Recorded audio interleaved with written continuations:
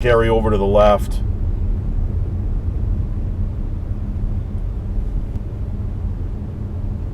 And this place over here, it says Edelweiss.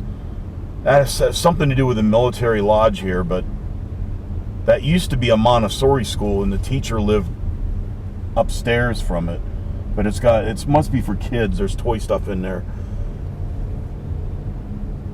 On the right is where the military housing was. It still is. These buildings are probably 100 years old, and they still look very, very structurally sound.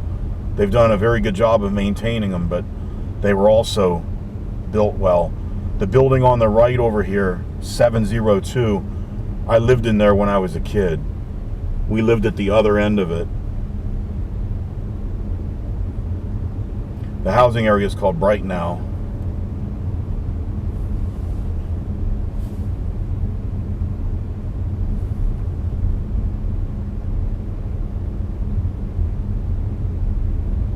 This little shelter here on the left is where the bus stop used to be.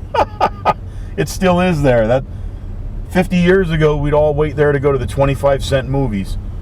These houses here are duplexes, and this is where the senior officers lived back then. I have no idea who's in here now, but back then this would be majors and lieutenant colonels up here. Senior majors and lieutenant colonels. They didn't have the little garage things on the side back then. It was just a carport. But they've got a shed in the backyard too. This is where my dad lived. Right in that house right there on number B on the right. Doesn't look like anybody's living in there now. I always thought these are all wood, but maybe my memory has failed me over the years. But that was 40 plus years ago when my dad lived there the second time. The first time was 50 years ago when we lived in the apartment.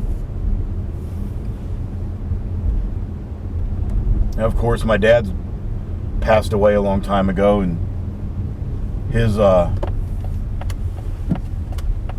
many of his compatriots have passed on as well.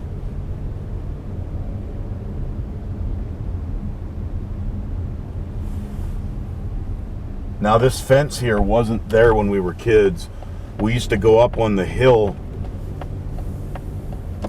There was a big hill up there with no trees on it, and we'd sled down there, but now there's hills everywhere, or trees everywhere. Okay, the building coming up on the right, next to the 30-kilometer sign, that's building 702. I lived on the first floor right there.